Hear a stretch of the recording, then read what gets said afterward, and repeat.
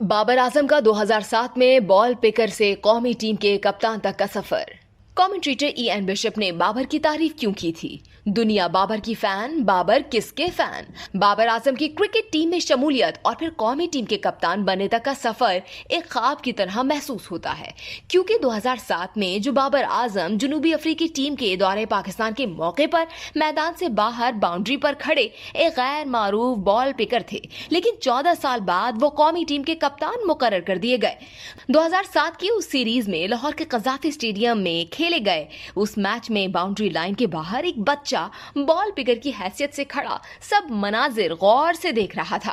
वो कोई और नहीं बल्कि कौमी टीम के मौजूदा कप्तान बाबर आजम थे, जिनकी आंखों में आज भी वो मंजर महफूज है।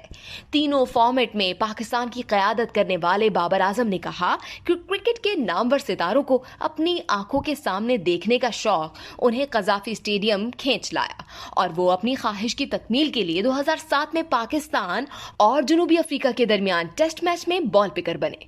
उन्होंने कहा कि वो एक बॉल पिकर की हैसियत से ना सिर्फ बाउंड्री क्रॉस करने वाली गेंद पकड़ते बल्कि खिलाड़ियों को नॉकिंग भी करवाते थे। उन्होंने माजी के झरोकों में झांकते हुए कहा कि ये इंजमामुल हक के टेस्ट करियर का आखिरी मैच था। उन्हें जावेद मियादाद का रिकॉर्ड तोड़ने के लिए मजीद 2 रन दरकार थे, मगर वो स्टंप होकर पवेलियन वापस लौट गए। उन्होंने कहा कि साबिक कप्तान के पवेलियन वापस लौटने और ड्रेसिंग रूम में गुस्से से बैट मारने का मंजर आज भी मेरी आंखों के सामने है। बाबर आजम के लिए पाकिस्तान की नुमाइंदगी एक ख्वाब था और उसे हकीकत बनाने के लिए उन्होंने बहुत मेहनत की।